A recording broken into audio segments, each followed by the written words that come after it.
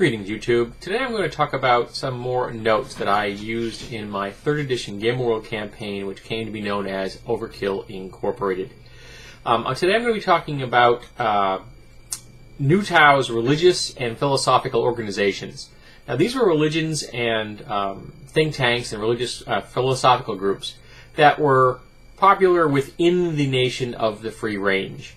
I should have properly titled them Free Range as opposed to New Tao, the planet.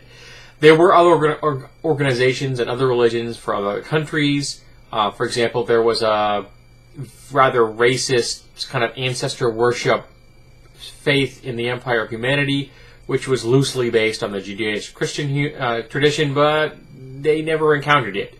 The only time they ever went to the Empire of Humanity was to drop bombs and troops on it. So these are the organizations that the player characters had a chance to interact with in the campaign's home country, the Free Range, and in the town of New Tao. So this is what we've got. We have the cult of Seraph, and Seraph was the double planet, the smaller of the two, almost the moon of Tao, and it was seen as an object of worship and a place known as heaven. Now, interestingly, the planets are just a double planet system, so they're close enough that with decent telescopes, even ones produced after the Big Death, you could see life on Seraph. You could see things moving around out there because the planet had been populated with dinosaurs. So they were big enough they could see herds of animals and things like that. So they knew there was life there, and some people viewed that as the afterlife. We have the Temple of the Endless Pantheon. And this was a religion based off of a copy of the original deities and demigods. I so loved that book. Church of the Infinite, which was based on worshipping infinity, eternity, time itself. The Ancient Interdenominational Faiths, which was an attempt to create one true religion from fragments of past religions. So they pretty much pulled together everything they could of religious information that they had and tried to forge together one true faith that everyone could come under. A very Catholic kind of a concept. Didn't really succeed because there's a big long list of faiths there.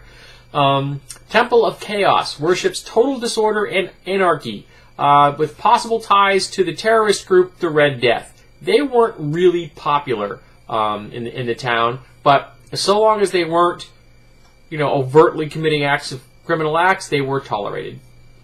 Open air worshippers, which is a loose sky-based worshipper faith, lots of sky-clad nudity and heavy recreational drug use. Very hippie, groovy kind of thing. Temple of the Grand Masters, and their concept was that properly trained, all people are gods. This is a very rigid organization, very temple, martial arts training, Shaolin monk kind of thing going on there. So they were where you went to get trained in martial arts or certain kinds of weapons katas and things like that. Temple of Bot, which were tree worshippers, both worshipping trees and trees that worship trees as ancestor worshipping, and all of the main priests were in fact plants. The followers of Burgundy, which was a warden's racial ancestor faith. Burgundy had been a famous warden from hundreds of years in the past, and this faith grew up around worshipping him as one of their ancestors. Temple of Flight, which is keepers of aviation knowledge and flying mutants. They also had a lot to do with just general aviation, but they did venerate flight as a philosophical and religious concept. Temple of Everlasting Image worship photographs and holograms. They viewed them as capturing the soul in a positive light. You froze someone in that moment that they were photographed or holographed, and that was part of who they were. The Mosites, awaiting the return of Moses and the journey to paradise. A riff on the Judeo-Christian tradition with a heavy kind of Jewish vibe on that. Evil, practical jokers, performing artists, and insane people. Now, evil played a really big part of my campaign. These were flash mobbers before anyone had ever heard of flash mobs. They were street performers. They did practical jokes. They did very odd, weird things, skirting legalities, tagging, things like that, a little light property damage. And the highest honor that a member of evil could have is if you unintentionally died while performing one of these bizarre, strange, and relatively humorous activities. If you're actually a suicide, it didn't count. You had to be trying to do something else, but if you died in the process, evil would erect a statue or a portrait or something to you, or name something after you. Evil played a lot of roles in my campaign. I loved this organization. I don't remember where I got the title from. It was an acronym, and I don't even remember what the acronym was anymore. But I had a great time with them. The Philosophies Guild, which is considered by some to be an open, insane asylum. Mostly it's just academics who come together to argue about all kinds of philosophical concepts. A Socratic society, if you will, but full of mutant creatures. The Metaphysics Journeymen. Quiet quacks seeking the higher planes. These are people who believe that if you concentrated your mental energy properly, you could actually open a rift into another dimension. And in this game, you could probably do that. The People's Pagan Temple, Socialist Pagans. Wiccan League, open to all witches, shamans, brujos, etc. Again, some pagan Wiccan vibes in the campaign because, well, I'm a pagan, at least. I never practiced Wicca, but I know a lot about it.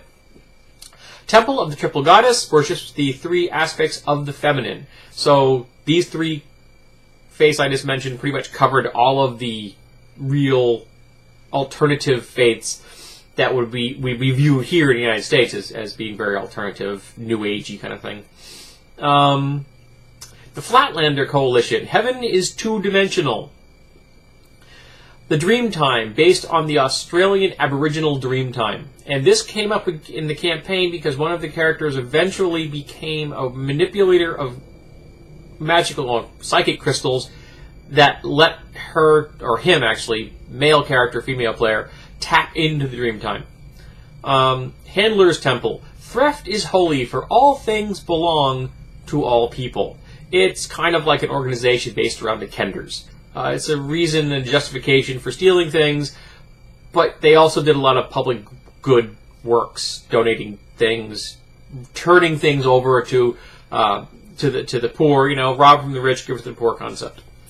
The Psychic Mutations Front, which was a mental mutation should rule the world, and alliance affiliations, not a terrorist group, but definitely very segregationist, I guess you could say. Not well liked by everybody, especially those who didn't have psychic powers. The Darwinists. Mutations are the next evolutionary step. Again, not popular by the pure strain humans, but since almost everybody else in the campaign was, some kind of mutant, fairly well accepted, or at least ignored. Mutant Buddhists. Buddha's latest incarnation was a mutant hippo. I do have a lot of affection for the Buddhists. Temple of the Yeoman. Archery is the purest form of prayer. Zen and the art of archery. There you go. That's where I always thought Zen archery was a fascinating topic. I've done some reading up on it, and I decided to put it into the campaign. The Church of Steel. They worship the great Battle Master, and it's a warrior's cult. Now, the Battle Master was an actual Battle Master mecha. He had seen some action in the last days of the Great Death, and that memory of him, of this lone person in the last remaining battle mech in the entire planet, fighting the good fight, trying to save as many lives as possible, played a major role in creating this legend that became a faith. Now, one of the player characters was a worshiper of his, the Battle Master, and eventually they found him. They found the actual Battle Master with the corpse of the pilot in it, where he had died. And they left it there. They told no one. They did not break the legend. The myth remained a myth. I thought that was kind of nice of them. They could have told the world, but they didn't. And we have the Spider Sect, which is worship spiders as the weavers of reality. All worshippers own spiders or were themselves spiders. So these are all organizations that I used in one way or another throughout the course of the campaign. I think Evil may have been the one I came up with first, and then I filled in others as I needed them. Some were just names in this list. I'm not sure I ever used all of these. But it was always nice to know that I had it at hand, and it's great for ideas. I need to come up with an idea. You just roll up something. Oh, hey, Temple of Bot. Okay, plant-based, and there you go. You run with it from there. And again, if anyone who would like copies of these notes, you can either contact me through my email address on my channel page, or send me a PM with an email address that I can send an attachment to, and I will send you a copy of the notes. So I hope that you found this interesting. I know that I always enjoyed these groups. I liked knowing that there was a little texture and depth to the campaign world, and that the characters had more than just a surface of the city. They knew there was something going on even when they weren't doing things.